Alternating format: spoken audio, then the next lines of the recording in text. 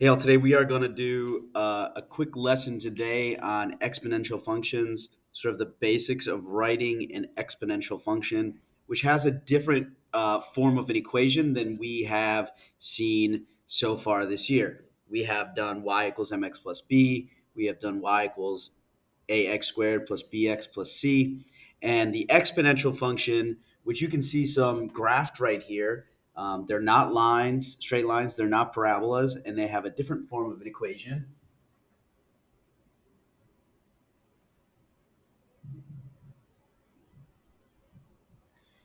Y equals AB to the power of x. So that x is actually an exponent in this exponential function. And that letter A represents something important.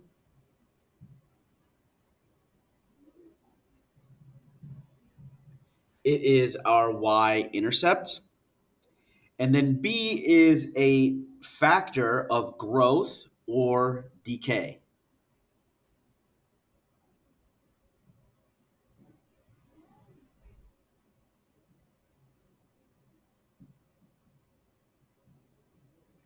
And if it is a factor of decay, it will be a fraction. If it's a factor of growth, it will be a positive integer like 2, 3, 4, 5.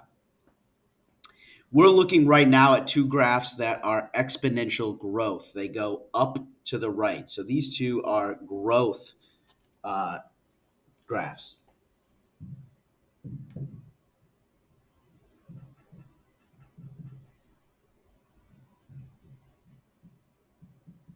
If we were to see a exponential function, this curve like this, that goes down to the right.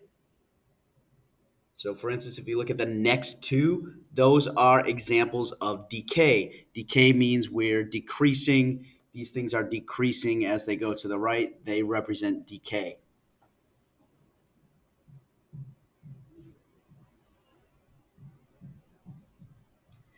One way to notice that something is an exponential function is that it is this curve. It's not a parabola, so it's not going to bounce and go back up.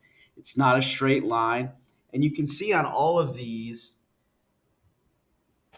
that the curves get pretty close. They look like they touch the x-axis, but actually they never will.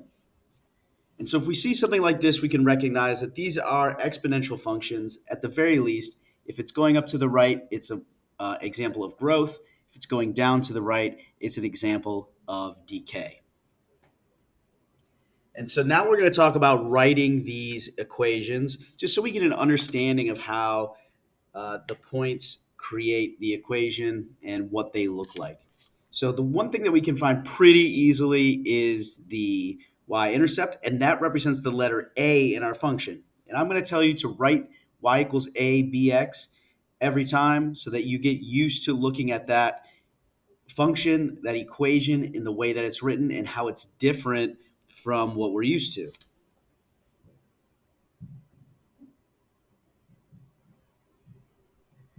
So we can go find the letter A here by finding the y-intercept. That's not any different than anything we found previously. It's the place where it crosses the y-axis.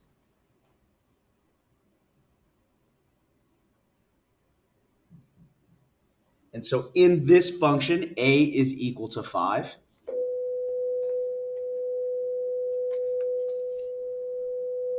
Pardon the bell. And to find B, what I need to find are consecutive x values where I can have a nice, neat y value. Consecutive x values are 1 and 2, 2 and 3, maybe 0 and 1, negative 1 and 0. Two x values that are right next to each other, and such that I can put a point that crosses a y value that I can see. I don't know if I said that the best, but let me show you. Here I have the y-intercept that is at x equals 0. If I go to x equals 1 and I go up, I actually have a point that I can put on there that is 110. And this point is 0, 5.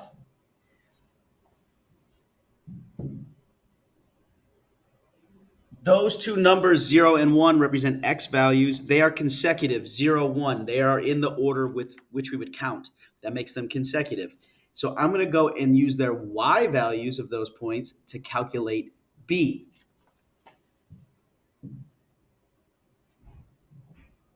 So the way we calculate b is by taking the y value of the point on the right, I'll call it y right, and dividing it by the point on the y value from the point on the left. So 110 is my point on the right, 0.5 is my point on the left, because it is literally left of 110. And so I'm going to do 10 divided by 5. And I can simplify that to 2. So in this case, b equals 2.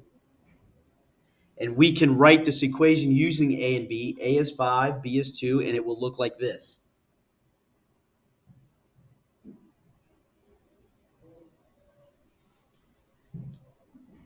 And that would be the equation for this exponential growth function.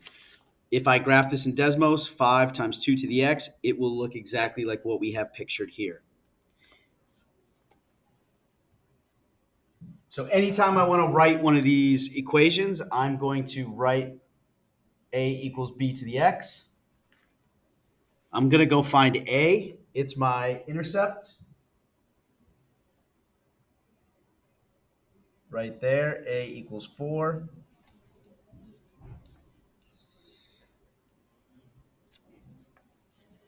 That is at x equals 0. If I go to x equals 1, I can find a point.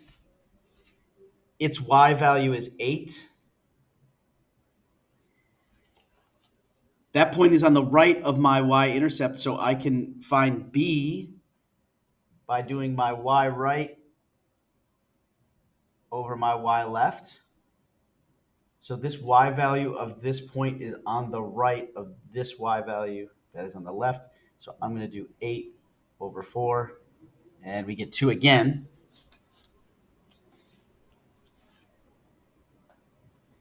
A was 4. That's our y-intercept, so that's how our equation starts. And then we have 2 to the x to finish it. You can see that number that has the x exponent is an integer number, a counting number, 1, 2, 3, 4, 5, 6. That's what happens when we have exponential growth.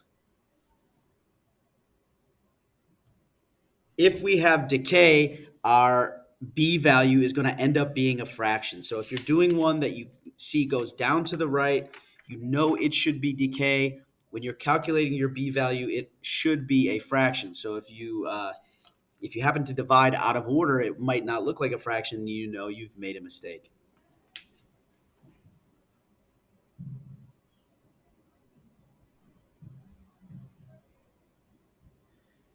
So we can find our y-intercept. That is our a value. It's 3.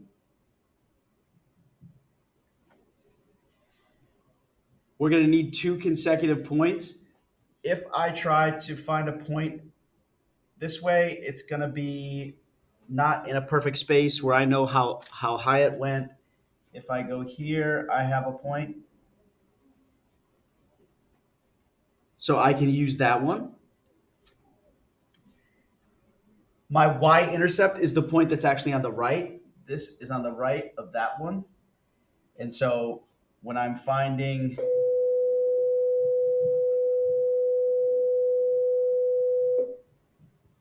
my b, the y value of the point on the right is 3. The y value of the point on the left is 6. And so I get 1/2. I have decay. It goes down to the right. I should have a fraction for letter B. I do. It's 1/2. So I didn't make a mistake.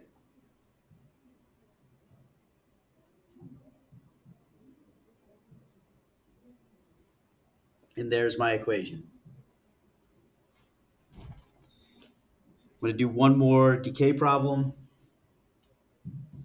As always, if this is tricky, this is something completely new from what we've done in the past. So if this is a little tricky, take your time with it. Raise your hand and ask for some help.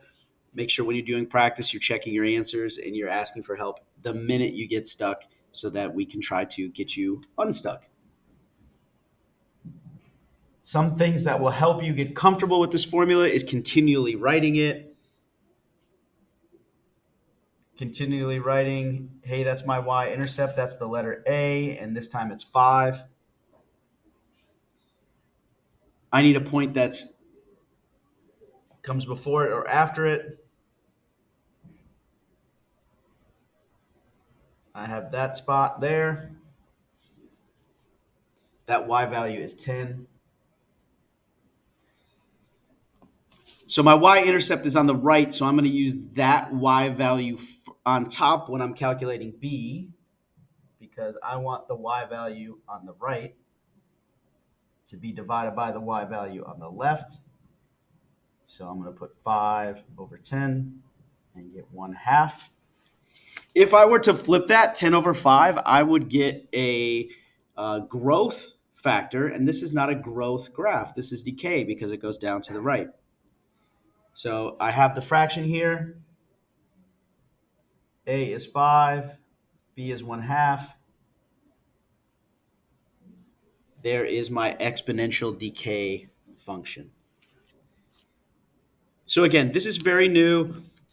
If it's tricky, that's okay. Take your time with it. Give yourself some time. Make sure you ask for help if you need it. Be happy to help you.